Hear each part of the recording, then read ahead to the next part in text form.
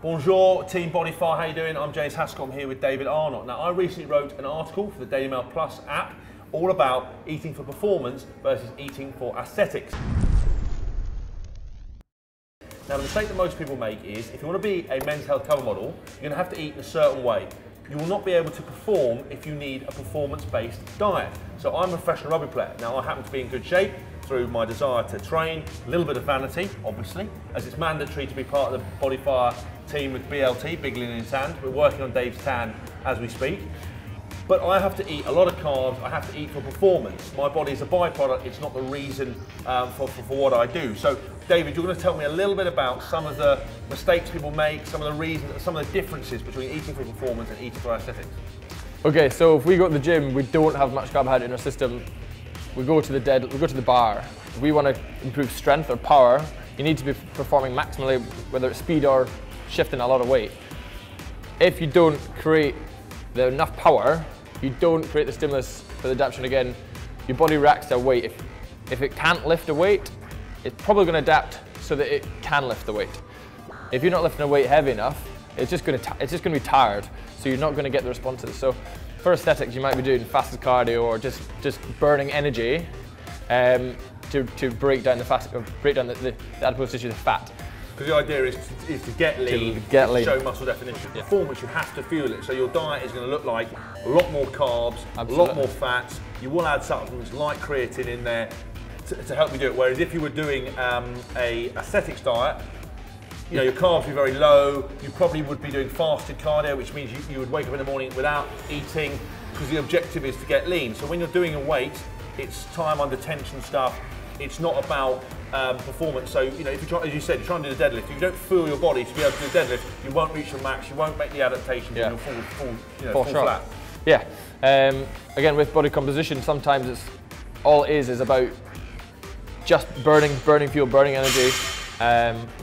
But it's for performance. It's about improving. That's why we do it. Whether it's the agility, when you're doing your hurdles, you need to go faster. Try and get faster every time. If you don't go faster, then again, you're not going to get the improvements you're looking for. So fuel it, so you can.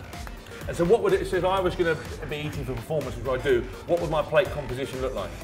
So you still got your proteins, you still got your fats, you still got your carbohydrates, the meat, the veg.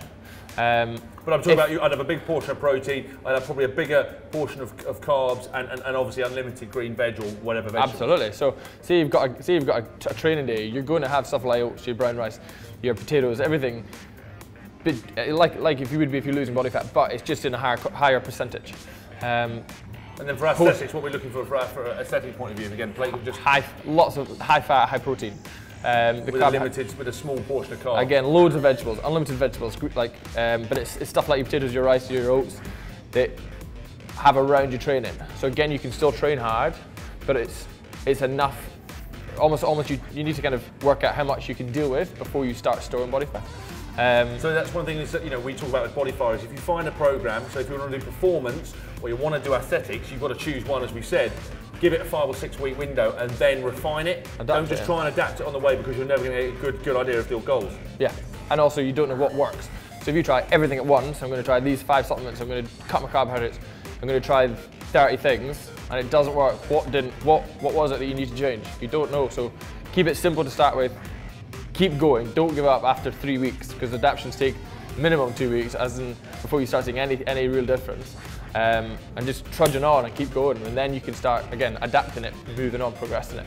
And if you are doing a performance-based sport and you're eating for aesthetics, you can get injured, you're going to get tired, you're going to underperform. Yeah, and with women, you've got the athlete triad, a lot of in CrossFit or something similar to CrossFit, whether it's in a gym you're training really hard while reducing your carbohydrates or your calories in general, then it's disordered eating. So you're not eating as much as you should be, panicking about it, stressing about it. It can lead to gut issues, it can lead to inflammation, thyroid problems, a massive amount of things, and all it is just to look lean. Pick one. If you're trying to get lean, don't try and beat your performance every single time, because you're not going to be able to do it. You've not got the fuel. You're just going to drain yourself, and sometimes you need a certain amount of energy to work throughout the day, whether it's your digestion, whether it's your body heat, whatever. If you don't have enough energy to do this while still running around, something's got to happen. Someone's going to down-regulate to some extent for you still to run around. So health can be affected. Again, like I said, thyroid, other hormones, it'll just be literally down-regulated, immune system just drops. Getting ill and stuff like that, not eating properly. Because a lot of people as well, especially I find amateur rugby players, people wanting to take up sport, they Google diets and they look at someone like Tom Hardy from, you know, he's been in a movie, or they look at someone and they go, what's he eating? And they try and eat that volume of food, and it ultimately ends up really badly affecting them. Yeah, again, so so say I went on Tom Hardy, or I went on your diet, right? That would be a massive amount of food, and it's not something I could take in right now. So maybe in 6 months, I can maybe eat what you eat. If I suddenly get that massive change in your calorie intake, your body's probably not going to get used to it that quick. It's not going to be able to adapt, and it will probably store a lot of it. So it's increments, little increments that your body can adapt to while your training goes up. So if I up my training, I up my calorie intake. If my training's the same and I keep going up and up and up, you will start storing body fat, and you need to kind of understand it.